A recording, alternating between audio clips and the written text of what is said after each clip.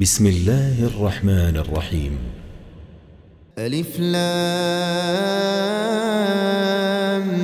ميم. ذلك الكتاب لا ريب فيه هدى للمتقين الذين يؤمنون بالغيب ويقيمون الصلاة ومما رزقناهم ينفقون والذين يؤمنون بما أنزل إليك وما أنزل من قبلك وبالآخرة هم يوقنون أولئك على هدى من ربهم وأولئك هم المفلحون إن الذين كفروا سواء عليهم أأنذرتهم أم لم تنذرهم لا يؤمنون ختم الله على قلوبهم وعلى سمعهم وعلى أبصارهم غشاوة ولهم عذاب عظيم ومن الناس من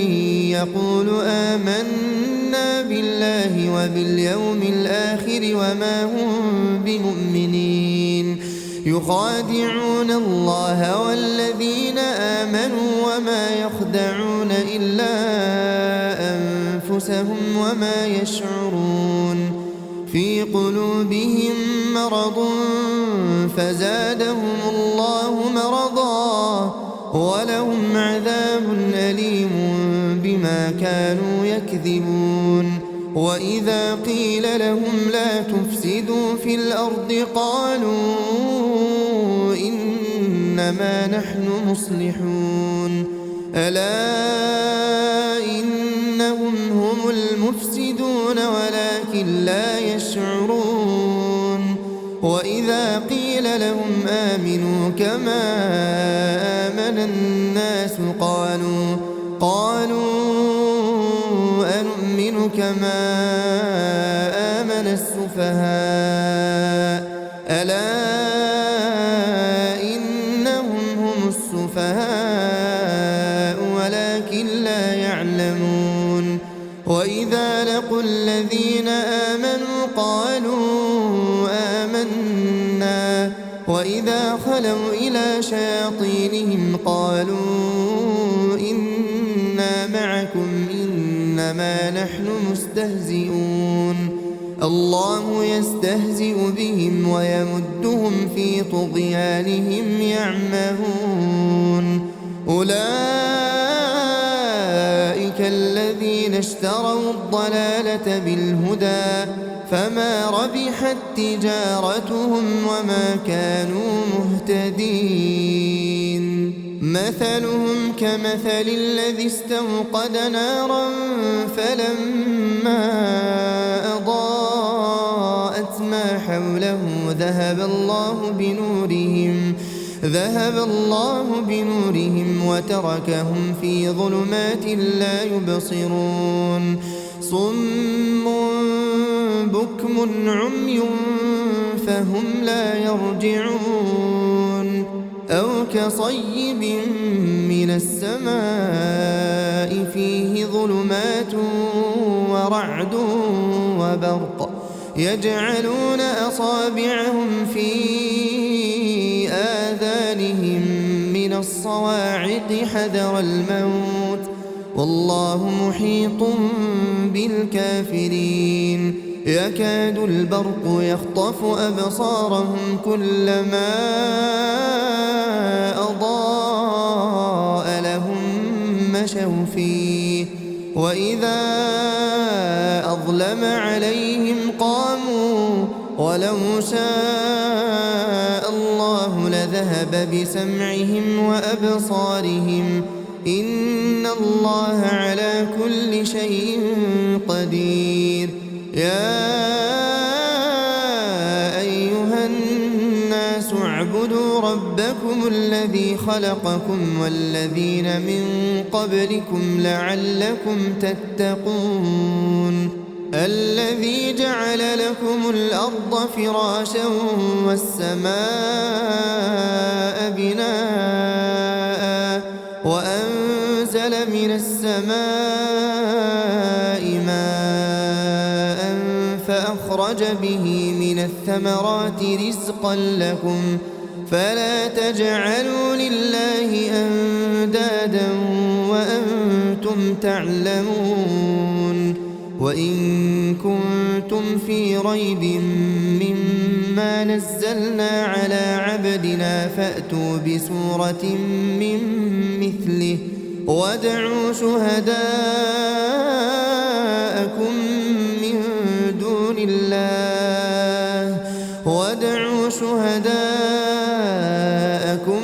من دون الله إن كنتم صادقين فإن لم تفعلوا ولن تفعلوا فاتقوا النار التي وقودها الناس والحجارة أعدت للكافرين وبشر الذين آمنوا وعملوا الصالحات أن لهم جنات تجري من تحتها الأنهار كلما رزقوا منها من ثمرة رزقا قالوا هذا الذي رزقنا من قبل وأتوا به متشابها ولهم فيها أزواج مطهرة وهم فيها خالدون إن الله لا يستحيي أن يضرب مثلا ما بعوضة فما فوقها فأما الذين آمنوا فيعلمون أنه الحق من ربهم وأما الذين كفروا فيقولون ماذا أراد الله بهذا مثلا يضل به كثيرا ويهدي به كثيرا وما يضل به إلا الفاسقين الذين ينقضون عهد الله من بعد ميثاقه ويقطعون ما أمر الله به أن يوصل ويفسدون في الأرض أولئك هم الخاسرون كيف تكفرون بالله وكنتم أمواتا فأحياكم ثم يميتكم ثم يحييكم ثم إليه ترجعون هو الذي خلق لكم ما في الأرض جميعا ثم استوى إلى السماء فسواهن 7 سماوات وهو بكل شيء عليم وإذ قال ربك للملائكة إني جاعل في الأرض خليفة قالوا أتجعل فيها من يفسد فيها ويسفك الدماء ونحن نسبح بحمدك ونقدس لك قال إني أعلم ما لا تعلمون وعلم آدم الأسماء كلها ثم عرضهم على الملائكة فقال أنبئوني بأسماء هؤلاء إن كنتم صادقين قالوا سبحانك لا علم لنا إلا ما علمتنا إنك أنت العليم الحكيم قال يا آدم أنبئهم بأسمائهم فلما أنبأهم بأسمائهم قال ألم أقل لكم إني أعلم غيب السماوات والأرض وأعلم ما تبدون وما كنتم تكتمون وإذ قلنا للملائكة اسجدوا لآدم فسجدوا إلا إبليس أبى واستكبر وكان من الكافرين وقلنا يا آدم اسكن أنت وزوجك الجنة وكلا منها رغدا حيث شئتما ولا تقربا هذه الشجرة فتكونا من الظالمين فأزلهما الشيطان عنها فأخرجهما مما كانا فيه وقلنا اهبطوا بعضكم لبعض عدو ولكم في الأرض مستقر ومتاع إلى حين فتلقى آدم من ربه كلمات فتاب عليه إنه هو التواب الرحيم قلنا اهبطوا منها جميعا فإما يأتينكم مني هدى فمن تبع هداي فلا خوف عليهم ولا هم يحزنون والذين كفروا وكذبوا بآياتنا أولئك أصحاب النار هم فيها خالدون يا بني إسرائيل اذكروا نعمتي التي أنعمت عليكم وأوفوا بعهدي أوف بعهدكم وإياي فارهبون وآمنوا بما أنزلت مصدقا لما معكم ولا تكونوا أول كافر به ولا تشتروا بآياتي ثمنا قليلا وإياي فاتقون ولا تلبسوا الحق بالباطل وتكتموا الحق وأنتم تعلمون وأقيموا الصلاة وآتوا الزكاة واركعوا مع الراكعين أتأمرون الناس بالبر وتنسون أنفسكم وأنتم تتلون الكتاب أفلا تعقلون واستعينوا بالصبر والصلاة وإنها لكبيرة إلا على الخاشعين الذين يظنون أنهم ملاقو ربهم وأنهم إليه راجعون يا بني إسرائيل اذكروا نعمتي التي أنعمت عليكم وأني فضلتكم على العالمين واتقوا يوما لا تجزي نفس عن نفس شيئا ولا يقبل منها شفاعة ولا يؤخذ منها عدل ولا هم ينصرون وإذ نجيناكم من آل فرعون يسومونكم سوء العذاب يذبحون أبناءكم ويستحيون نساءكم وفي ذلكم بلاء من ربكم عظيم وإذ فرقنا بكم البحر فأنجيناكم وأغرقنا آل فرعون وأنتم تنظرون وإذ واعدنا موسى 40 ليلة ثم اتخذتم العجل من بعده وأنتم ظالمون ثم عفونا عنكم من بعد ذلك لعلكم تشكرون وإذ آتينا موسى الكتاب والفرقان لعلكم تهتدون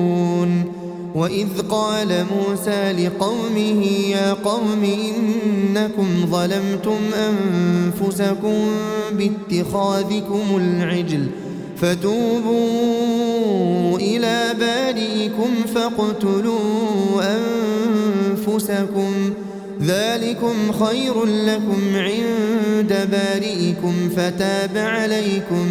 إنه هو التواب الرحيم وإذ قلتم يا موسى لن نؤمن لك حتى نرى الله جهرة فأخذتكم الصاعقة وأنتم تنظرون ثم بعثناكم من بعد موتكم لعلكم تشكرون وظللنا عليكم الغمام وأنزلنا عليكم المن والسلوى كلوا من طيبات ما رزقناكم وما ظلمونا ولكن كانوا أنفسهم يظلمون وإذ قلنا ادخلوا هذه القرية فكلوا منها حيث شئتم رغدا وادخلوا الباب سجدا وقولوا حطة نغفر لكم خطاياكم وسنزيد المحسنين فبدل الذين ظلموا قولا غير الذي قيل لهم فأنزلنا على الذين ظلموا رجزا من السماء بما كانوا يفسقون وإذ استسقى موسى لقومه فقلنا اضرب بعصاك الحجر فانفجرت منه 12 عينا قد علم كل أناس مشربهم كلوا واشربوا من رزق الله ولا تعثوا في الأرض مفسدين وإذ قلتم يا موسى لن نصبر على طعام واحد فادع لنا ربك يخرج لنا مما تنبت الأرض من بقلها وقثائها وفومها وعدسها وبصلها قال أتستبدلون الذي هو أدنى بالذي هو خير اهبطوا مصرا فإن لكم ما سألتم وضربت عليهم الذلة والمسكنة وباءوا بغضب من الله ذلك بأنهم كانوا يكفرون بآيات الله ويقتلون النبيين بغير الحق ذلك بما عصوا وكانوا يعتدون إن الذين آمنوا والذين هادوا والنصارى والصابئين من آمن بالله واليوم الآخر وعمل صالحا فلهم أجرهم عند ربهم ولا خوف عليهم ولا هم يحزنون وإذ أخذنا ميثاقكم ورفعنا فوقكم الطور خذوا ما آتيناكم بقوة واذكروا ما فيه لعلكم تتقون ثم توليتم من بعد ذلك فلولا فضل الله عليكم ورحمته لكنتم من الخاسرين ولقد علمتم الذين اعتدوا منكم في السبت فقلنا لهم كونوا قردة خاسئين فجعلناها نكالا لما بين يديها وما خلفها وموعظة للمتقين. وإذ قال موسى لقومه إن الله يأمركم أن تذبحوا بقرة قالوا أتتخذنا هزوا قال أعوذ بالله أن أكون من الجاهلين. قالوا ادع لنا ربك يبين لنا ما هي قال إنه يقول إنها بقرة لا فارض ولا بكر عوان بين ذلك فافعلوا ما تؤمرون. قالوا ادع لنا ربك يبين لنا ما لونها قال إنه يقول إنها بقرة صفراء فاقع لونها تسر الناظرين. قالوا ادع لنا ربك يبين لنا ما هي إن البقرة شابه علينا وإنا إن شاء الله لمهتدون. قال إنه يقول إنها بقرة لا ذلول تثير الأرض ولا تسقي الحرث مسلمة لا شية فيها. قالوا الآن جئت بالحق فذبحوها وما كادوا يفعلون. وإذ قتلتم نفسا فادارأتم فيها والله مخرج ما كنتم تكتمون. فقلنا اضربوه ببعضها كذلك يحيي الله الموتى ويريكم آياته لعلكم تعقلون. ثم قست قلوبكم من بعد ذلك فهي كالحجارة أو أشد قسوة وإن من الحجارة لما يتفجر منه الأنهار وإن منها لما يشقق فيخرج منه الماء وإن منها لما يهبط من خشية الله وما الله بغافل عما تعملون. أفتطمعون أن يؤمنوا لكم وقد كان فريق منهم يسمعون كلام الله ثم يحرفونه من بعد ما عقلوه وهم يعلمون. وإذا لقوا الذين آمنوا قالوا آمنا وإذا خلا بعضهم إلى بعض قالوا أتحدثونهم بما فتح الله عليكم ليحاجوكم به عند ربكم أفلا تعقلون. أولا يعلمون أن الله يعلم ما يسرون وما يعلنون. ومنهم أميون لا يعلمون الكتاب إلا أماني وإن هم إلا يظنون. فويل للذين يكتبون الكتاب بأيديهم ثم يقولون هذا من عند الله ليشتروا به ثمنا قليلا فويل لهم مما كتبت أيديهم وويل لهم مما يكسبون. وقالوا لن تمسنا النار إلا أياما معدودة قل أتخذتم عند الله عهدا فلن يخلف الله عهده أم تقولون على الله ما لا تعلمون. بلى من كسب سيئة وأحاطت به خطيئته فأولئك أصحاب النار هم فيها خالدون والذين آمنوا وعملوا الصالحات أولئك أصحاب الجنة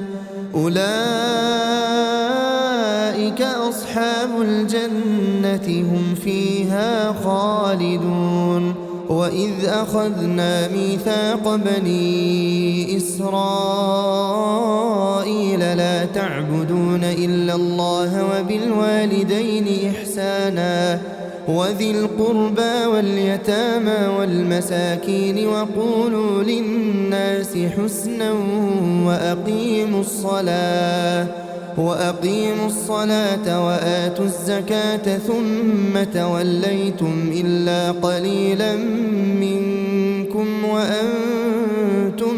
معرضون وإذ أخذنا ميثاقكم لا تسفكون دماءكم ولا تخرجون أنفسكم من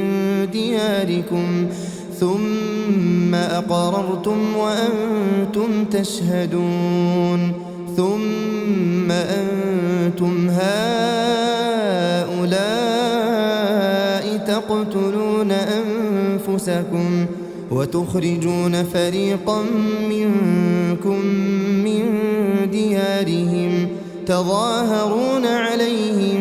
بالإثم والعدوان وإن يأتوكم أسارى تفادوهم وهو محرم عليكم إخراجهم أفتؤمنون ببعض الكتاب وتكفرون ببعض فما جزاء من يفعل ذلك منكم إلا خزي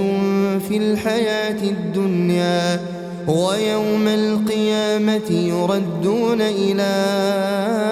أشد العذاب وما الله بغافل عما تعملون أولئك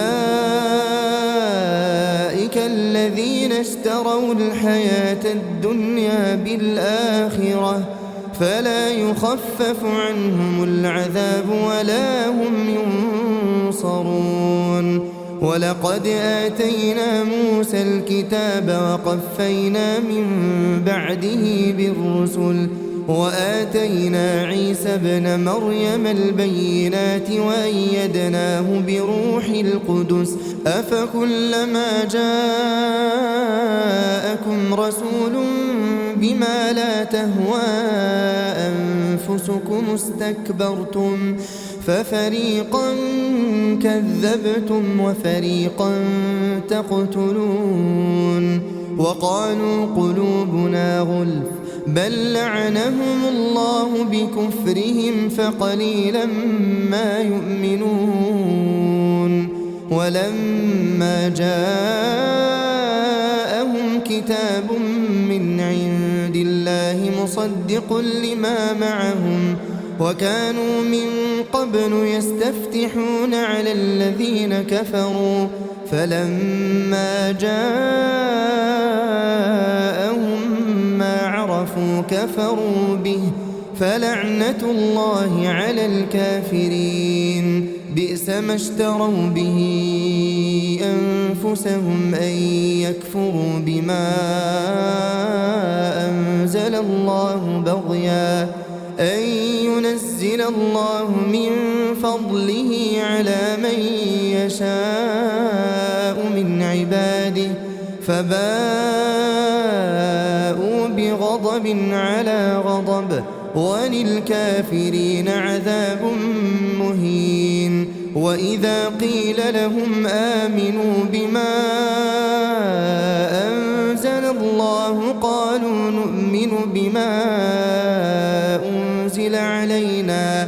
ويكفرون بما وراءه وهو الحق مصدقا لما معهم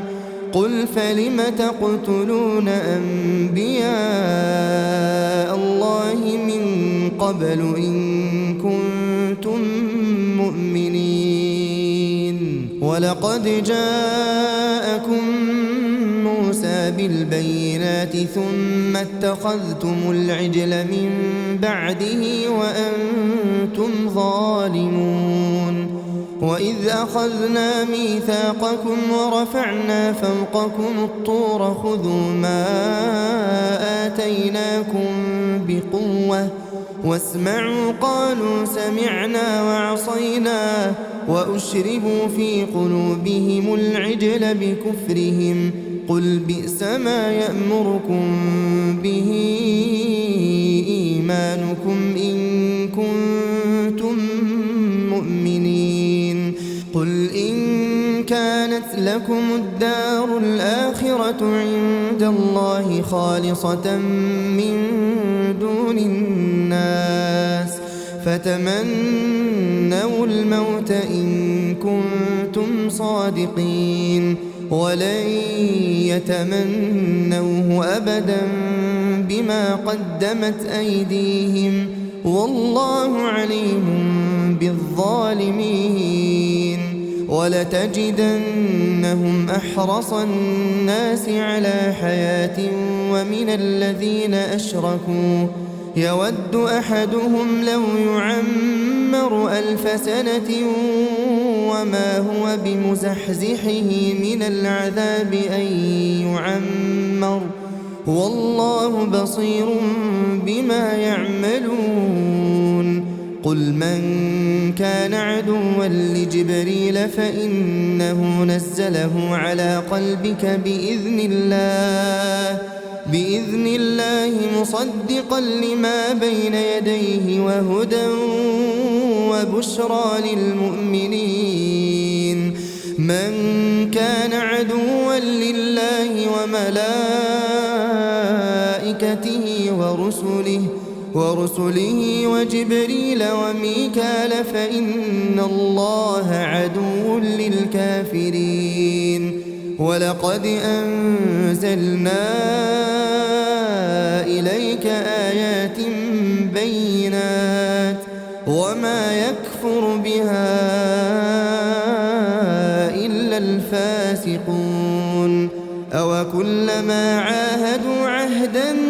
نبذه فريق منهم بل أكثرهم لا يؤمنون. ولما جاءهم رسول من عند الله مصدق لما معهم نبذ فريق من الذين أوتوا الكتاب كتاب الله وراء ظهورهم كأنهم لا يعلمون. واتبعوا ما تتلو الشياطين على ملك سليمان وما كفر سليمان ولكن الشياطين كفروا يعلمون الناس السحر وما أنزل على الملكين ببابل هاروت وماروت وما يعلمان من أحد حتى يقولا إنما نحن فتنة فلا تكفر فيتعلمون منهما ما يفرقون به بين المرء وزوجه وما هم بضارين به من أحد إلا بإذن الله ويتعلمون ما يضرهم ولا ينفعهم ولقد علموا لمن اشتراه ما له في الآخرة من خلاق ولبئس ما شروا به أنفسهم لو كانوا يعلمون. ولو أنهم آمنوا واتقوا لمثوبة من عند الله خير لو كانوا يعلمون. يا أيها الذين آمنوا لا تقولوا راعنا وقولوا انظرنا واسمعوا وللكافرين عذاب أليم. ما يود الذين كفروا من أهل الكتاب ولا المشركين أن ينزل عليكم من خير من ربكم، والله يختص برحمته من يشاء، والله ذو الفضل العظيم. ما ننسخ من آية أو ننسها نأت بخير منها أو مثلها. ألم تعلم أن الله على كل شيء قدير؟ ألم تعلم أن الله له ملك السماوات والأرض وما لكم من دون الله من ولي ولا نصير؟ أم تريدون أن تسألوا رسولكم كما سئل موسى من قبل؟ ومن يتبدل الكفر بالإيمان فقد ضل سواء السبيل. ود كثير من أهل الكتاب لو يردونكم من بعد إيمانكم كفارا حسدا من عند أنفسهم من بعد ما تبين لهم الحق، فاعفوا واصفحوا حتى يأتي الله بأمره، إن الله على كل شيء قدير. وأقيموا الصلاة وآتوا الزكاة وما تقدموا لأنفسكم من خير تجدوه عند الله، إن الله بما تعملون بصير. وقالوا لن يدخل الجنة إلا من كان هودا أو نصارى، تلك أمانيهم، قل هاتوا برهانكم إن كنتم صادقين. بلى من أسلم وجهه لله وهو محسن فله أجره عند ربه ولا خوف عليهم ولا هم يحزنون. وقالت اليهود ليست النصارى على شيء، وقالت النصارى ليست اليهود على شيء وهم يتلون الكتاب، كذلك قال الذين لا يعلمون مثل قولهم، فالله يحكم بينهم يوم القيامة فيما كانوا فيه يختلفون. ومن أظلم ممن منع مساجد الله أن يذكر فيها اسمه وسعى في خرابها، أولئك ما كان لهم أن يدخلوها إلا خائفين، لهم في الدنيا خزي ولهم في الآخرة عذاب عظيم. ولله المشرق والمغرب، فأينما تولوا فثم وجه الله، إن الله واسع عليم. وقالوا اتخذ الله ولدا سبحانه، بل له ما في السماوات والأرض كل له قانتون. بديع السماوات والأرض، وإذا قضى أمرا فإنما يقول له كن فيكون.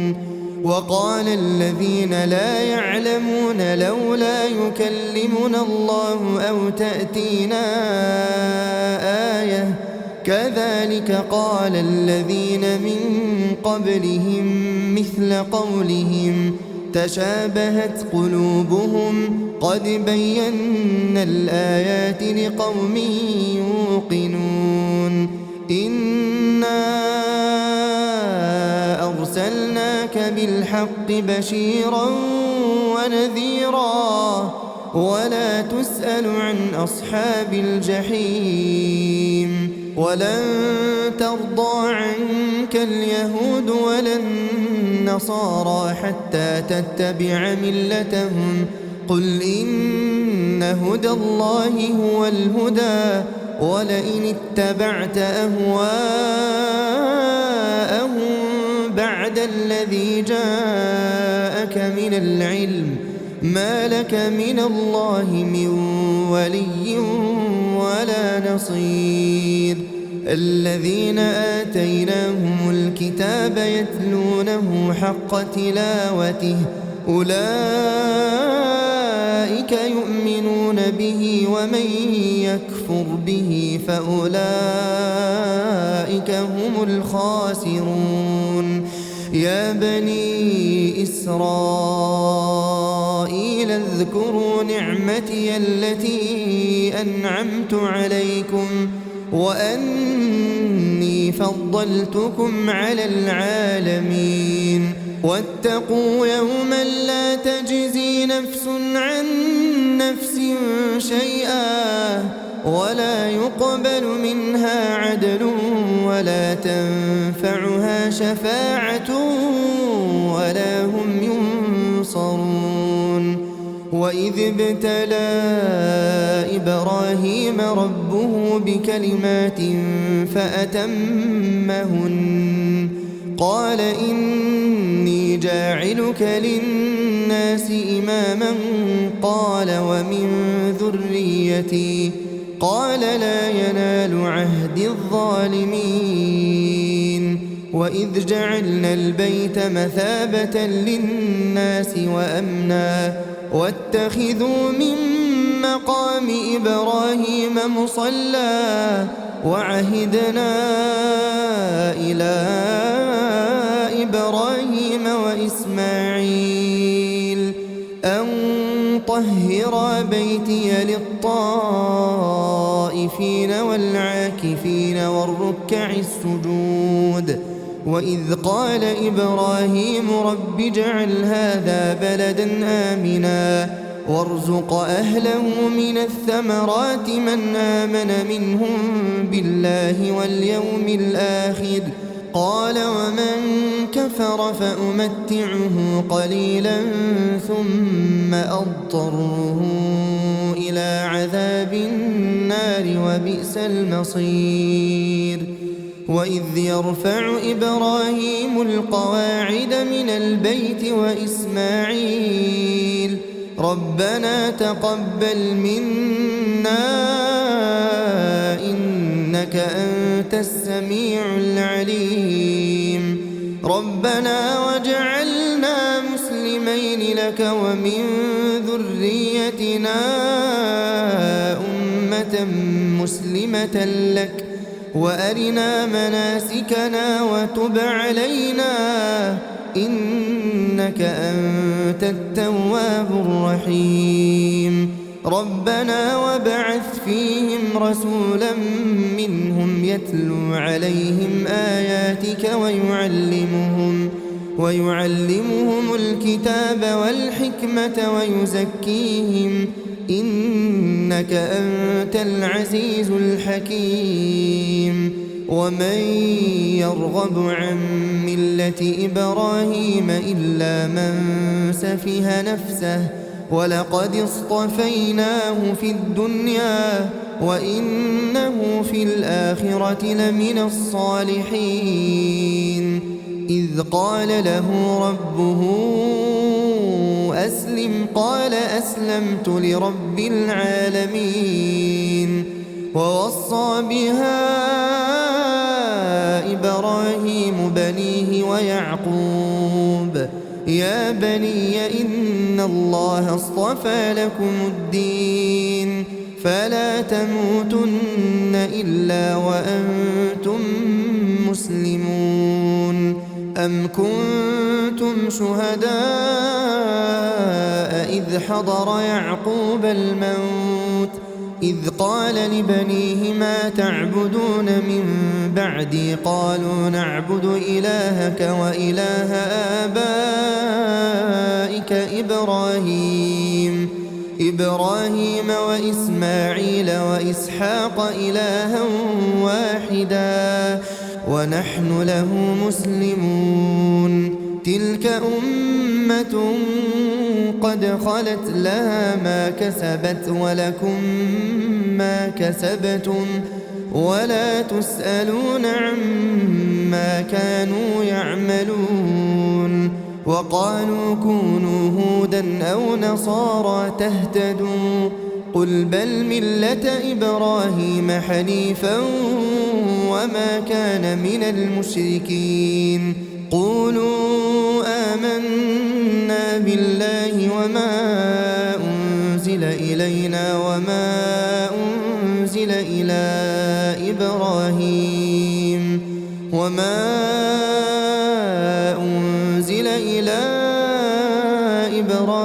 وإسماعيل وإسحاق ويعقوب والأسباط وما أوتي موسى وعيسى وما أوتي النبيون من ربهم لا نفرق بين أحد منهم ونحن له مسلمون فإن آمنوا بمثل ما آمنتم به فقد اهتدوا وإن تولوا فإنما هم في شقاق فسيكفيكهم الله وهو السميع العليم صبغة الله ومن أحسن من الله صبغة ونحن له عابدون قل أتحاجوننا في الله وهو ربنا وربكم ولنا أعمالنا ولكم أعمالكم ونحن له مخلصون أم تقولون إن إبراهيم وإسماعيل وإسحاق ويعقوب والأسباط كانوا هودا أو نصارى قل أأنتم أعلم أم الله ومن أظلم ممن كتم شهادة عنده من الله وما الله بغافل عما تعملون تلك أمة قد خلت لها ما كسبت ولكم ما كسبتم ولا تسألون عما كانوا يعملون سيقول السفهاء من الناس ما ولاهم عن قبلتهم التي كانوا عليها قل لله المشرق والمغرب يهدي من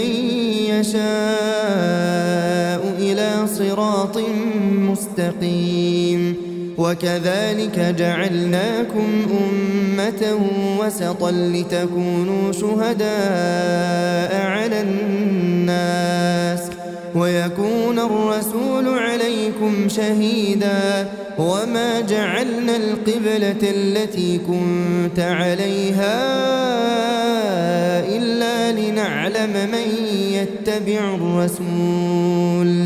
إلا لنعلم من يتبع الرسول ممن ينقلب على عقبيه وإن كانت لكبيرة إلا على الذين هدى الله وما كان الله ليضيع إيمانكم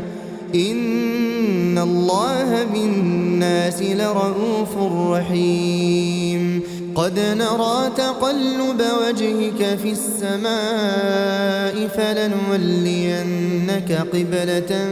ترضاها فول وجهك شطر المسجد الحرام وحيث ما كنتم فولوا وجوهكم شطره وإن الذين أوتوا الكتاب ليعلمون أنه الحق من ربهم وما الله بغافل عما يعملون ولئن أتيت الذين أوتوا الكتاب بكل آية ما تبعوا قبلتك وما أنت بتابع قبلتهم وما بعضهم بتابع قبلة بعض ولئن اتبعت أهواءهم من بعد ما جاءك من العلم إنك إذا لمن الظالمين.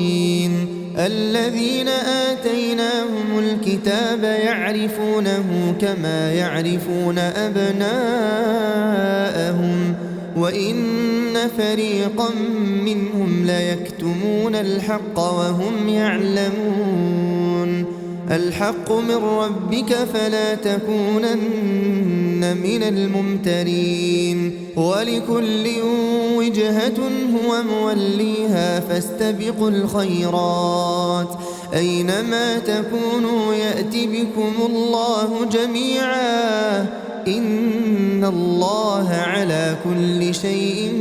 قدير. ومن حيث خرجت فول وجهك شطر المسجد الحرام وإنه للحق من ربك وما الله بغافل عما تعملون. ومن حيث خرجت فول وجهك شطر المسجد الحرام وحيث ما كنتم فولوا وجوهكم شطره لئلا يكون للناس عليكم حجة إلا الذين ظلموا منهم فلا تخشوهم واخشوني ولأتم نعمتي عليكم ولعلكم تهتدون. كما أرسلنا فيكم رسولا منكم يتلو عليكم آياتنا ويزكيكم ويعلمكم الكتاب والحكمة ويعلمكم ما لم تكونوا تعلمون. فاذكروني أذكركم واشكروا لي ولا تكفرون. يا أيها الذين آمنوا استعينوا بالصبر والصلاة إن الله مع الصابرين. ولا تقولوا لمن يقتل في سبيل الله أموات بل أحياء ولكن لا تشعرون. ولنبلونكم بشيء من الخوف والجوع ونقص من الأموال والأنفس والثمرات وبشر الصابرين الذين إذا أصابتهم مصيبة قالوا إنا لله وإنا إليه راجعون. أولئك عليهم صلوات من ربهم ورحمة وأولئك هم المهتدون. إن الصفا والمروة من شعائر الله فمن حج البيت أو اعتمر فلا جناح عليه أن يطوف بهما ومن تطوع خيرا فإن الله شاكر عليم. إن الذين يكتمون ما أنزلنا من البينات والهدى من بعد ما بيناه للناس في الكتاب أولئك يلعنهم الله ويلعنهم اللاعنون إلا الذين تابوا وأصلحوا وبينوا فأولئك أتوب عليهم وأنا التواب الرحيم. إن الذين كفروا وماتوا وهم كفار أولئك أولئك عليهم لعنة الله والملائكة والناس أجمعين خالدين فيها لا يخفف عنهم العذاب ولا هم ينظرون وإلهكم إله واحد لا إله إلا هو الرحمن الرحيم إن في خلق السماوات والأرض واختلاف الليل والنهار والفلك التي تجري في البحر بما ينفع الناس وما أنزل الله من السماء من ماء فأحيا به الأرض بعد موتها وبث فيها من كل دابة وتصريف الرياح والسحاب المسخر بين السماء والأرض لآيات لقوم يعقلون ومن الناس من يتخذ من دون الله أندادا يحبونهم كحب الله والذين آمنوا أشد حبا لله ولو يرى الذين ظلموا إذ يرون العذاب أن القوة لله جميعا وأن الله شديد العذاب إذ تبرأ الذين اتبعوا من الذين اتبعوا ورأوا العذاب وتقطعت بهم الأسباب وقال الذين اتبعوا لو أن لنا كرة فنتبرأ منهم كما تبرأوا منا كذلك يريهم الله أعمالهم حسرات عليهم وما هم بخارجين من النار يا أيها الناس كلوا مما في الأرض حلالا طيبا ولا تتبعوا خطوات الشيطان إنه لكم عدو مبين إنما يأمركم بالسوء والفحشاء وأن تقولوا على الله ما لا تعلمون وإذا قيل لهم اتبعوا ما أنزل الله قالوا بل نتبع ما ألفينا عليه آباءنا أولو كان آباؤهم لا يعقلون شيئا ولا يهتدون ومثل الذين كفروا كمثل الذي ينعق بما لا يسمع إلا دعاء ونداء صم بكم عمي فهم لا يعقلون يا أيها الذين آمنوا كلوا من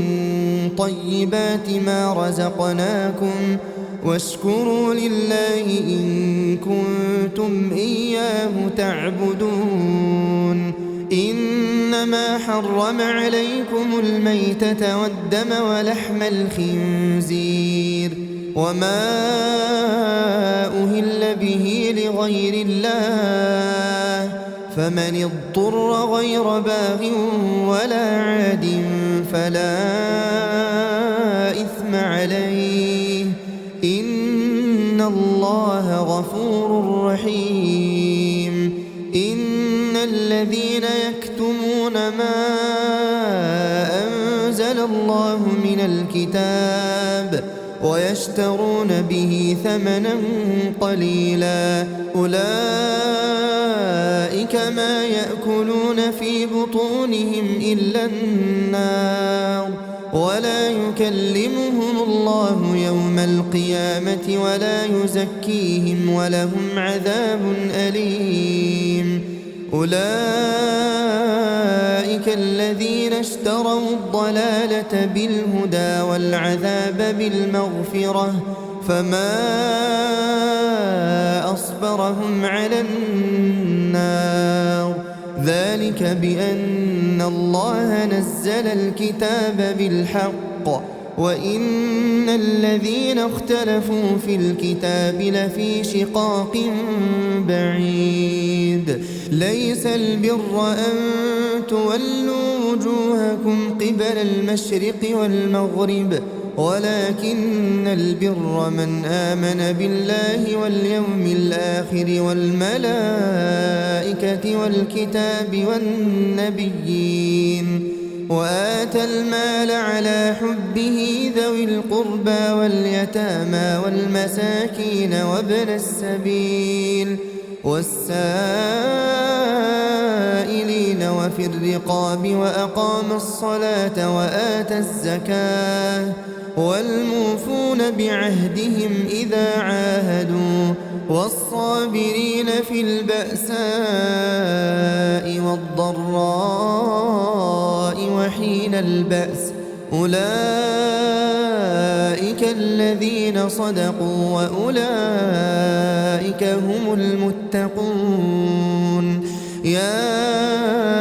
أيها الذين آمنوا كتب عليكم القصاص في القتلى الحر بالحر والعبد بالعبد والأنثى بالأنثى فمن عفي له من أخيه شيء فاتباع بالمعروف وأداء إليه بإحسان ذلك تخفيف من ربكم ورحمة فمن اعتدى بعد ذلك فله عذاب أليم ولكم في القصاص حياة يا أولي الألباب لعلكم تتقون كتب عليكم إذا حضر أحدكم الموت إن ترك خيرا الوصية للوالدين والأقربين بالمعروف حقا على المتقين فمن بدله بعدما سمعه فإنما إثمه على الذين يبدلونه إن الله سميع عليم فمن خاف من موص جنفا أو إثما فأصلح بينهم فلا إثم عليه إن الله غفور رحيم يا أيها الذين آمنوا كتب عليكم الصيام كما كتب على الذين من قبلكم لعلكم تتقون أياما معدودات فمن كان منكم مريضا أو على سفر فعدة من أيام أخر وعلى الذين يطيقونه فدية طعام مسكين فمن تطوع خيرا فهو خير له وأن تصوموا خير لكم إن كنتم تعلمون شهر رمضان الذي أنزل فيه القرآن هدى للناس وبينات من الهدى والفرقان فمن شهد منكم الشهر فليصمه ومن كان مريضا أو على سفر فعدة من أيام أخر يريد الله بكم اليسر ولا يريد بكم العسر ولتكملوا العدة ولتكبروا الله على ما هداكم ولعلكم تشكرون وإذا سألك عبادي عني فإني قريب أجيب دعوة الداع إذا دعان فليستجيبوا لي وليؤمنوا بي لعلهم يرشدون أحل لكم ليلة الصيام الرفث إلى نسائكم هن لباس لكم وأنتم لباس لهن علم الله أنكم كنتم تختانون أنفسكم فتاب عليكم وعفى عنكم فالآن باشروهن وابتغوا ما كتب الله لكم وكلوا واشربوا حتى يتبين لكم الخيط الأبيض من الخيط الأسود من الفجر ثم أتموا الصيام إلى الليل ولا تباشروهن وأنتم عاكفون في المساجد تلك حدود الله فلا تقربوها كذلك يبين الله آياته للناس لعلهم يتقون ولا تأكلوا أموالكم بينكم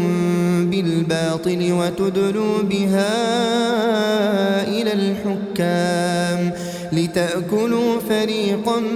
من أموال الناس بالإثم وأنتم تعلمون يسألونك عن الأهلة قل هي مواقيت للناس والحج وليس البر بأن تأتوا البيوت من ظهورها ولكن البر من اتقى وأتوا البيوت من أبوابها واتقوا الله لعلكم تفلحون وقاتلوا في سبيل الله الذين يقاتلونكم ولا تعتدوا إن الله لا يحب المعتدين واقتلوهم حيث ثقفتموهم وأخرجوهم من حيث أخرجوكم والفتنة أشد من القتل ولا تقاتلوهم عند المسجد الحرام حتى يقاتلوكم فيه فإن قاتلوكم فاقتلوهم كذلك جزاء الكافرين فإن انتهوا فإن الله غفور رحيم وقاتلوهم حتى لا تكون فتنة ويكون الدين لله فإن انتهوا فلا عدوان إلا على الظالمين الشهر الحرام بالشهر الحرام والحرمات قصاص فمن اعتدى عليكم فاعتدوا عليه بمثل ما اعتدى عليكم واتقوا الله واعلموا أن الله مع المتقين وأنفقوا في سبيل الله ولا تلقوا بأيديكم إلى التهلكة وأحسنوا إن الله يحب المحسنين وأتموا الحج والعمرة لله فإن أحصرتم فما استيسر من الهدي ولا تحلقوا رؤوسكم حتى يبلغ الهدي محله فمن كان منكم مريضا أو به أذى من رأسه ففدية من صيام أو صدقة أو نسك فإذا أمنتم فمن تمتع بالعمرة إلى الحج فما استيسر من الهدي فمن لم يجد فصيام 3 أيام في الحج و7 إذا رجعتم تلك 10 كاملة ذلك لمن لم يكن أهله حاضر المسجد الحرام واتقوا الله واعلموا أن الله شديد العقاب الحج أشهر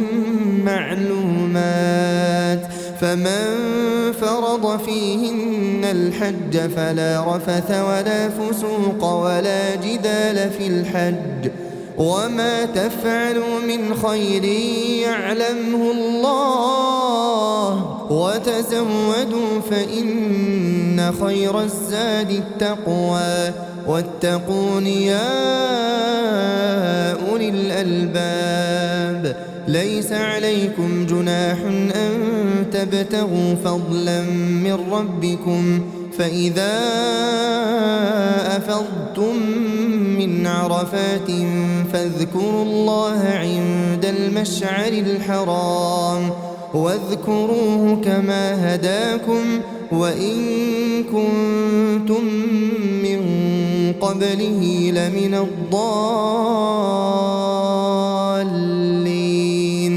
ثم أفيضوا من حيث أفاض الناس واستغفروا الله إن الله غفور رحيم فإذا قضيتم مناسككم فاذكروا الله كذكركم آباءكم أو أشد ذكرا فمن الناس من يقول ربنا آتنا في الدنيا وما له في الآخرة من خلاق ومنهم من يقول ربنا آتنا في الدنيا حسنة وفي الآخرة حسنة وقنا عذاب النار أولئك لهم نصيب مما كسبوا والله سريع الحساب واذكروا الله في أيام معدودات فمن تعجل في يومين فلا إثم عليه ومن تأخر فلا إثم عليه لمن اتقى واتقوا الله واعلموا أنكم إليه تحشرون ومن الناس من يعجبك قوله في الحياة الدنيا ويشهد الله على ما في قلبه وهو ألد الخصام وإذا تولى سعى في الأرض ليفسد فيها ويهلك الحرث والنسل والله لا يحب الفساد وإذا قيل له اتق الله أخذته العزة بالإثم فحسبه جهنم ولبئس المهاد ومن الناس من يشري نفسه ابتغاء مرضات الله والله رؤوف بالعباد يا أيها الذين آمنوا ادخلوا في السلم كافة ولا تتبعوا خطوات الشيطان إنه لكم عدو مبين فإن زللتم من بعد ما جاءتكم البينات فاعلموا أن الله عزيز حكيم هل ينظرون إلا أن يأتيهم الله في ظلل من الغمام والملائكة وقضي الأمر وإلى الله ترجع الأمور سل بني إسرائيل كم آتيناهم من آية بالبينة ومن يبدل نعمة الله من بعد ما جاءته فإن الله شديد العقاب زين للذين كفروا الحياة الدنيا ويسخرون من الذين آمنوا والذين اتقوا فوقهم يوم القيامة والله يرزق من يشاء بغير حساب كان الناس أمة واحدة فبعث الله النبيين مبشرين ومنذرين وأنزل معهم الكتاب بالحق ليحكم بين الناس فيما اختلفوا فيه وما اختلف فيه إلا الذين أوتوه من بعد ما جاءتهم البينات بغيا بينهم فهدى الله الذين آمنوا لما اختلفوا فيه من الحق بإذنه والله يهدي من يشاء إلى صراط مستقيم أم حسبتم أن تدخلوا الجنة ولما يأتكم مثل الذين خلوا من قبلكم مستهم البأساء والضراء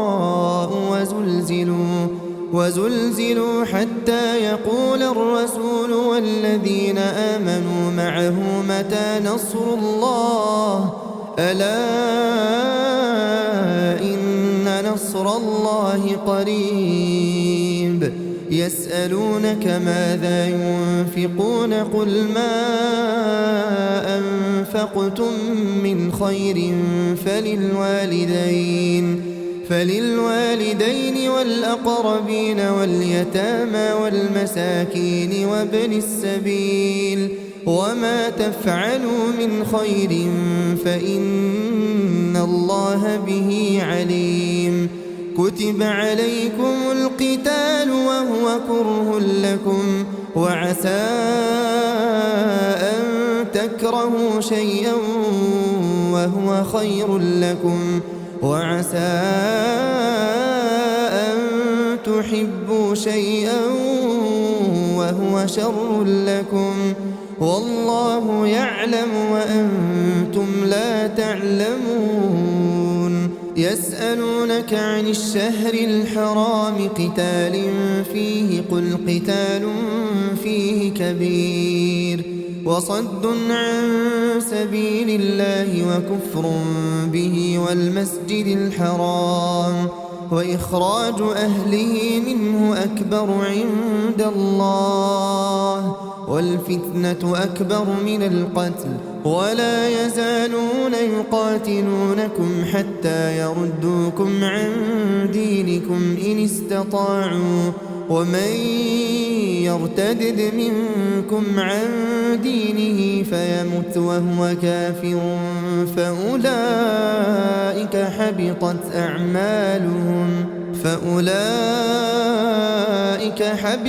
أعمالهم في الدنيا والآخرة وأولئك أصحاب النار هم فيها خالدون إن الذين آمنوا والذين هاجروا وجاهدوا في سبيل الله أولئك يرجون رحمة الله والله غفور رحيم يسألونك عن الخمر والميسر قل فيهما إثم كبير ومنافع للناس وإثمهما أكبر من نفعهما ويسألونك ماذا ينفقون قل العفو كذلك يبين الله لكم الآيات لعلكم تتفكرون في الدنيا والآخرة ويسألونك عن اليتامى قل إصلاح لهم خير وإن تخالطوهم فإخوانكم والله يعلم المفسد من المصلح ولو شاء الله لأعنتكم إن الله عزيز حكيم ولا تنكحوا المشركات حتى يؤمنوا ولأمة مؤمنة خير من مشركة ولو أعجبتكم ولا تنكحوا المشركين حتى يؤمنوا ولعبد مؤمن خير من مشرك ولو أعجبكم أولئك يدعون إلى النار والله يدعو إلى الجنة والمغفرة بإذنه ويبين آياته للناس لعلهم يتذكرون ويسألونك عن المحيض قل هو أذى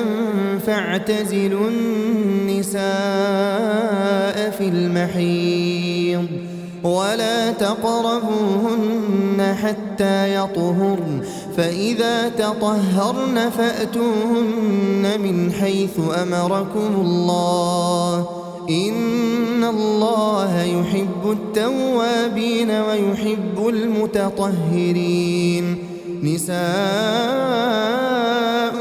حرث لكم فأتوا حرثكم أنى شئتم وقدموا لأنفسكم واتقوا الله واعلموا أنكم ملاقوه وبشر المؤمنين ولا تجعلوا الله عرضة لأيمانكم أن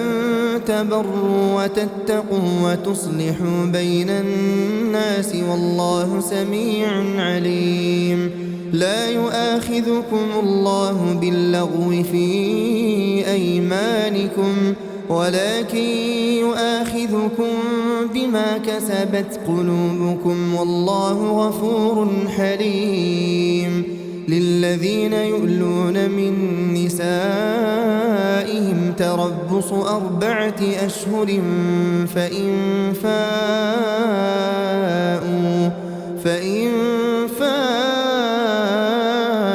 فإن الله غفور رحيم وإن عزموا الطلاق فإن الله سميع عليم والمطلقات يتربصن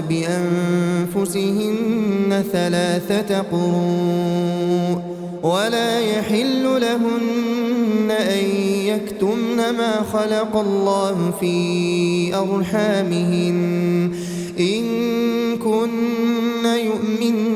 بالله واليوم الآخر وبعولتهن أحق بردهن في ذلك إن أرادوا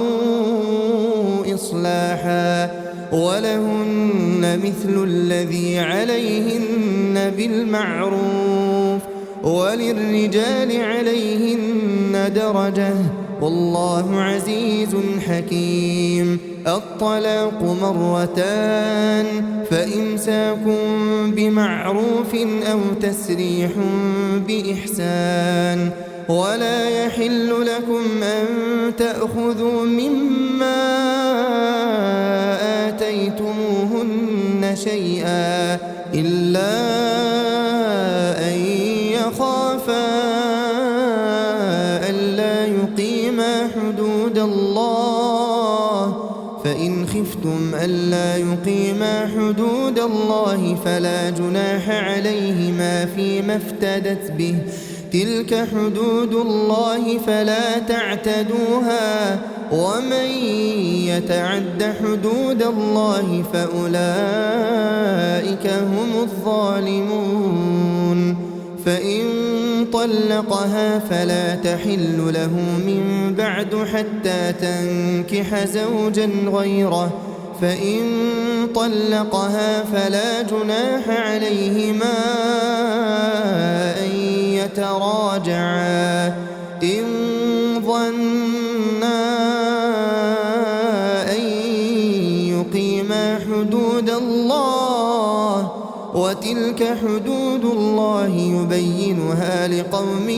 يعلمون وإذا طلقتم النساء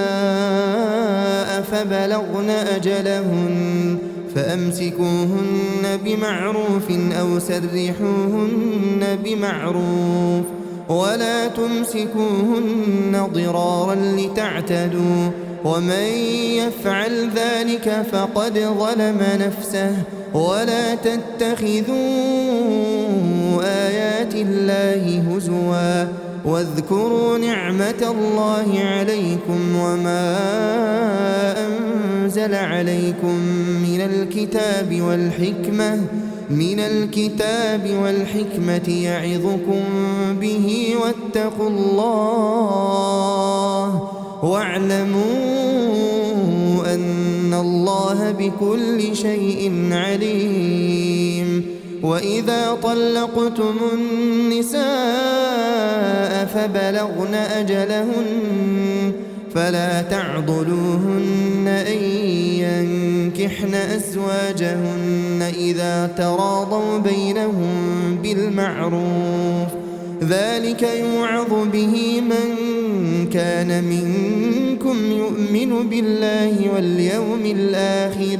ذلكم أزكى لكم وأطهر والله يعلم وأنتم لا تعلمون والوالدات يرضعن أولادهن حولين كاملين لمن أراد أن يتم الرضاعة وعلى المولود له رزقهن وكسوتهن بالمعروف لا تكلف نفس إلا وسعها لا تضار والدة بولدها ولا مولود له بولده وعلى الوارث مثل ذلك فإن أرادا فصالا عن تراض منهما وتشاور فلا جناح عليهما وإن أردتم أن تسترضعوا أولادكم فلا جناح عليكم إذا سلمتم ما آتيتم بالمعروف واتقوا الله واعلموا أن الله بما تعملون بصير والذين يتوفون منكم ويذرون أزواجا يتربصن بأنفسهن 4 أشهر وعشرا فإذا بلغن أجلهن فلا جناح عليكم فيما فعلن في أنفسهن بالمعروف والله بما تعملون خبير ولا جناح عليكم فيما عرضتم به من خطبة النساء أو أكننتم في أنفسكم علم الله أنكم ستذكرونهن ولكن لا تواعدوهن سرا إلا أن تقولوا قولا معروفا ولا تعزموا عقدة النكاح حتى يبلغ الكتاب أجله واعلموا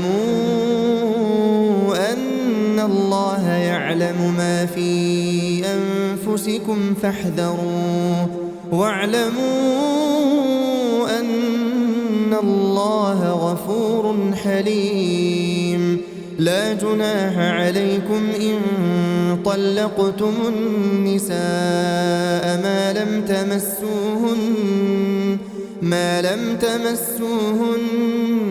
أو تفرضوا لهن فريضة ومتعوهن على الموسع قدره وعلى المقتر قدره متاعا بالمعروف حقا على المحسنين وإن طلقتموهن من قبل أن تمسوهن وقد فرضتم لهن فريضة فنصف ما فرضتم إلا أن يعفون أو يعفو الذي بيده عقدة النكاح وأن تعفوا أقرب للتقوى ولا تنسوا الفضل بينكم إن الله بما تعملون بصير حافظوا على الصلوات والصلاة الوسطى وقوموا لله قانتين فإن خفتم فرجالا أو ركبانا فإذا أمنتم فاذكروا الله كما علمكم ما لم تكونوا تعلمون والذين يتوفون منكم ويذرون أزواجا وصية لأزواجهم متاعا إلى الحول غير إخراج فإن خرجن فلا جناح عليكم فيما فعلن في أنفسهن من معروف والله عزيز حكيم وللمطلقات متاع بالمعروف حقا على المتقين كذلك يبين الله لكم آياته لعلكم تعقلون ألم تر إلى الذين خرجوا من ديارهم وهم ألوف حذر الموت فقال لهم الله موتوا ثم أحياهم إن الله لذو فضل على الناس ولكن أكثر الناس لا يشكرون وقاتلوا في سبيل الله واعلموا أن الله سميع عليم من ذا الذي يقرض الله قرضا حسنا فيضاعفه له أضعافا كثيرة والله يقبض ويبسط وإليه ترجعون ألم تر إلى الملأ من بني إسرائيل من بعد موسى إذ قالوا لنبي لهم ابعث لنا ملكا نقاتل في سبيل الله قال هل عسيتم إن كتب عليكم القتال ألا تقاتلوا قالوا وما لنا ألا نقاتل في سبيل الله وقد أخرجنا من ديارنا وأبنائنا فلما كتب عليهم القتال تولوا إلا قليلا منهم والله عليم بالظالمين وقال لهم نبيهم إن الله قد بعث لكم طالوت ملكا قالوا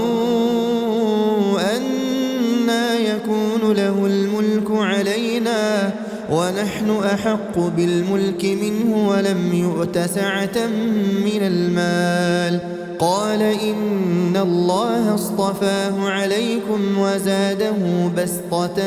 في العلم والجسم والله يؤتي ملكه من يشاء والله واسع عليم وقال لهم نبيهم إن آية ملكه أن يأتيكم التابوت فيه سكينة من ربكم وبقية مما ترك آل موسى وآل هارون تحمله الملائكة إن في ذلك لآية لكم إن كنتم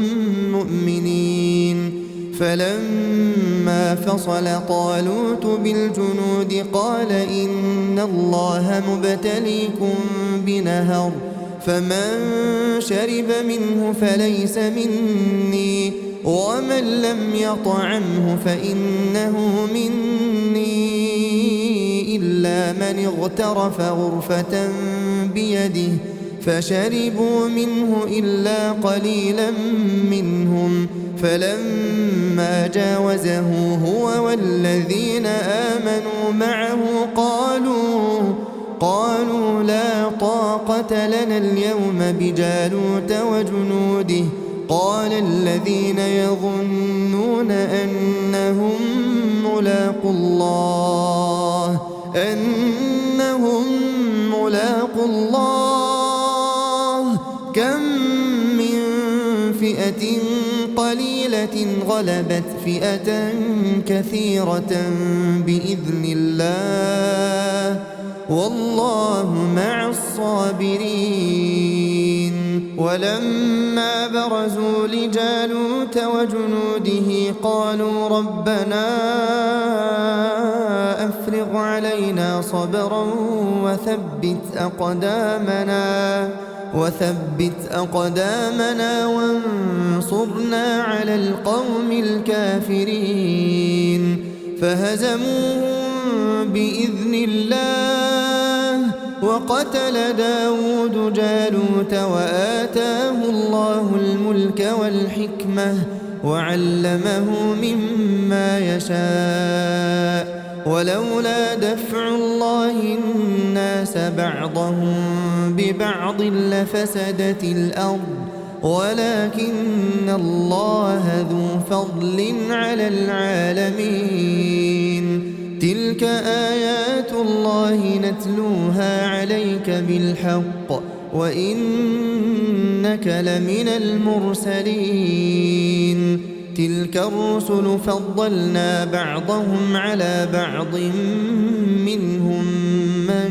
كلم الله ورفع بعضهم درجات وآتينا عيسى ابن مريم البينات وأيدناه بروح القدس ولو شاء الله ما اقتتل الذين من بعدهم من بعد ما جاءتهم البينات ولكن اختلفوا فمنهم من آمن ومنهم من كفر ولو شاء الله ما اقتتلوا ولكن الله يفعل ما يريد. يا أيها الذين آمنوا أنفقوا مما رزقناكم من قبل أن يأتي يوم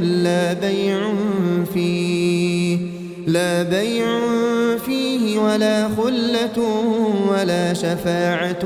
والكافرون هم الظالمون. الله لا إله إلا هو الحي القيوم لا تأخذه سنة ولا نوم له ما في السماوات وما في الأرض من ذا الذي يشفع عنده إلا بإذنه يعلم ما بين أيديهم وما خلفهم ولا يحيطون بشيء من علمه إلا بما شاء وسع كرسيه السماوات والأرض ولا يؤوده حفظهما وهو العلي العظيم. لا إكراه في الدين قد تبين الرشد من الغي فمن يكفر بالطاغوت ويؤمن بالله فقد استمسك بالعروة الوثقى لا انفصام لها والله سميع عليم. الله ولي الذين آمنوا يخرجهم من الظلمات إلى النور والذين كفروا أولياؤهم الطاغوت يخرجونهم من النور إلى الظلمات أولئك أصحاب النار هم فيها خالدون ألم تر إلى الذي حاج إبراهيم في ربه أن آتاه الله الملك إذ قال إبراهيم ربي الذي يحيي ويميت قال أنا أحيي وأميت قال إبراهيم فإن الله يأتي بالشمس من المشرق فأت بها من المغرب فبهت الذي كفر والله لا يهدي القوم الظالمين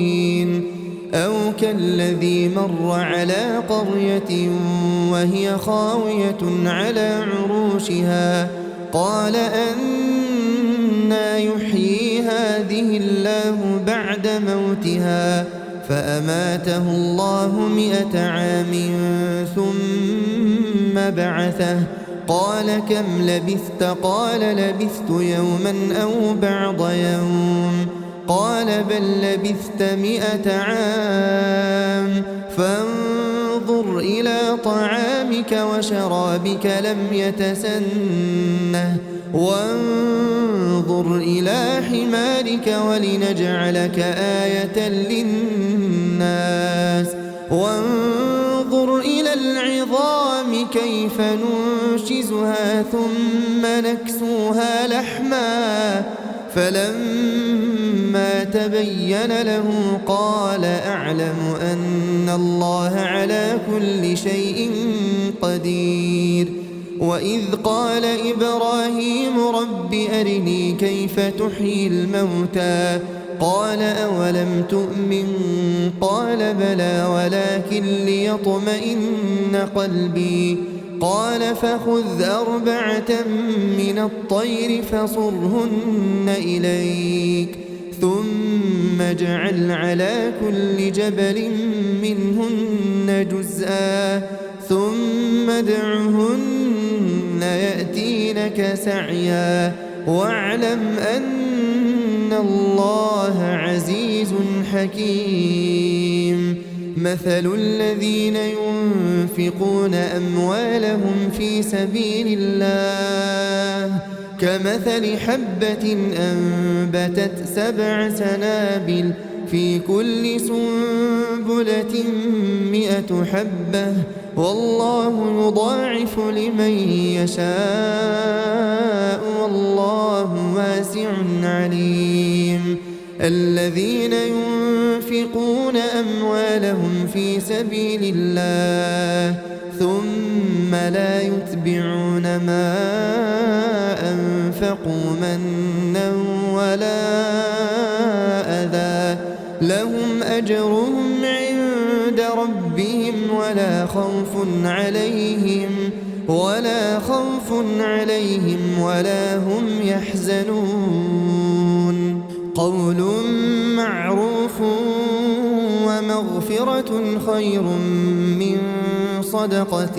يتبعها أذى والله غني حليم يا أيها الذين آمنوا لا تبطلوا صدقاتكم بالمن والأذى كالذي ينفق ماله رئاء الناس ولا يؤمن بالله واليوم الآخر فمثله كمثل صفوان عليه تراب فأصابه وابل فتركه صلدا لا يقدرون على شيء مما كسبوا والله لا يهدي القوم الكافرين ومثل الذين ينفقون أموالهم ابتغاء مرضات الله وتثبيتا من أنفسهم كمثل جنة بربوة أصابها وابل فآتت أكلها ضعفين فإن لم يصبها وابل فطل والله بما تعملون بصير. أيود أحدكم أن تكون له جنة من نخيل وأعناب تجري من تحتها الأنهار له فيها من كل الثمرات وأصابه الكبر وله ذرية ضعفاء فأصابها إعصار فيه نار فاحترقت كذلك يبين الله لكم الآيات لعلكم تتفكرون. يا أيها الذين آمنوا أنفقوا من طيبات ما كسبتم ومما أخرجنا لكم من الأرض ولا تيمموا الخبيث منه تنفقون ولستم بآخذيه إلا أن تغمضوا فيه واعلموا أن الله غني حميد. الشيطان يعدكم الفقر ويأمركم بالفحشاء والله يعدكم مغفرة منه وفضلا والله واسع عليم. يؤتي الحكمة من يشاء ومن يؤت الحكمة فقد أوتي خيرا كثيرا وما يذكر إلا أولو الألباب. وما أنفقتم من نفقة أو نذرتم من نذر فإن الله يعلمه وما للظالمين من أنصار. إن تبدوا الصدقات فنعما هي وإن تخفوها وتؤتوها الفقراء فهو خير لكم ويكفر عنكم من سيئاتكم والله بما تعملون خبير. ليس عليك هداهم ولكن الله يهدي من يشاء وما تنفقوا من خير فلأنفسكم وما تنفقون إلا ابتغاء وجه الله وما تنفقوا من خير يوفى إليكم وأنتم لا تظلمون. للفقراء الذين أحصروا في سبيل الله لا يستطيعون ضربا في الأرض يحسبهم الجاهل أغنياء من التعفف تعرفهم بسيماهم لا يسألون الناس إلحافا وما تنفقوا من خير فإن الله به عليم. الذين ينفقون أموالهم بالليل والنهار سرا وعلانية فلهم أجرهم عند ربهم ولا خوف عليهم ولا هم يحزنون. الذين يأكلون الربا لا يقومون إلا كما يقوم الذي يتخبطه الشيطان من المس ذلك بأنهم قالوا إن إنما البيع مثل الربا وأحل الله البيع وحرم الربا فمن جاءه موعظة من ربه فانتهى فله ما سلف وأمره إلى الله ومن عاد فأولئك أصحاب النار هم فيها خالدون يمحق الله الربا ويربي الصدقات والله لا يحب كل كفار أثيم إن الذين آمنوا وعملوا الصالحات وأقاموا الصلاة وآتوا الزكاة لهم أجرهم عند ربهم ولا خوف عليهم ولا هم يحزنون يا أيها الذين آمنوا اتقوا الله وذروا ما بقي من الربا إن كنتم مؤمنين فإن لم تفعلوا فأذنوا بحرب من الله ورسوله وإن تبتم فلكم رؤوس أموالكم لا تظلمون ولا تظلمون وإن كان ذو عسرة فنظرة إلى ميسرة وأن تصدقوا خير لكم إن كنتم تعلمون واتقوا يوما ترجعون فيه إلى الله ثم توفى كل نفس ما كسبت وهم لا يظلمون يا أيها الذين آمنوا إذا تداينتم بدين إلى أجل مسمى فاكتبوه وليكتب بينكم كاتب بالعدل ولا يأب كاتب أن يكتب كما علمه الله فليكتب وليملل الذي عليه الحق وليتق الله ربه ولا يبخس منه شيئا فإن كان الذي عليه الحق سفيها أو ضعيفا أو لا يستطيع أن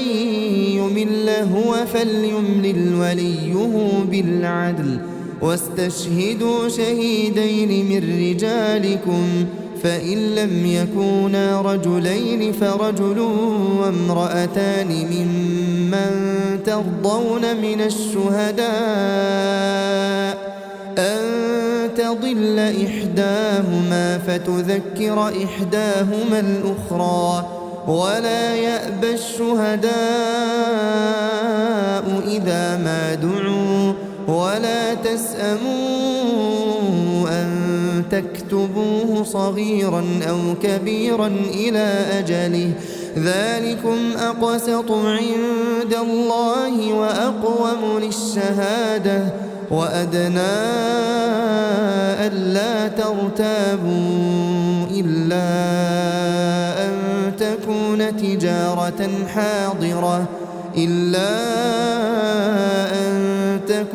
تجارة حاضرة تديرونها بينكم فليس عليكم جناح ألا تكتبوها وأشهدوا إذا تبايعتم ولا يضار كاتب ولا شهيد وإن تفعلوا فإنه فسوق بكم واتقوا الله ويعلمكم الله والله بكل شيء عليم وإن كنتم على سفر ولم تجدوا كاتبا فرهان مقبوضة فإن أمن بعضكم بعضا فليؤدي الذي اؤتمن أمانته وليتق الله ربه ولا تكتموا الشهادة ومن يكتمها فإنه آثم قلبه والله بما تعملون عليم. لله ما في السماوات وما في الأرض وإن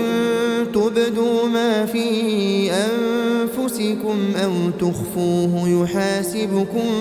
به الله فيغفر لمن يشاء ويعذب من يشاء والله على كل شيء قدير. آمن الرسول بما أنزل إليه من ربه والمؤمنون كل آمن بالله وملائكته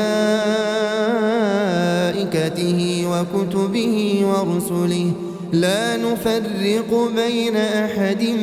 من رسله وقالوا سمعنا وأطعنا غفرانك ربنا وإليك المصير. لا يكلف الله نفسا إلا وسعها لها ما كسبت وعليها ما اكتسبت ربنا لا تؤاخذنا إن نسينا أو أخطأنا ربنا ولا تحمل علينا إصرا كما حملته على الذين من قبلنا ربنا ولا تحملنا ما لا طاقة لنا به واعف عنا واغفر لنا وارحمنا أنت مولانا فانصرنا على القوم الكافرين.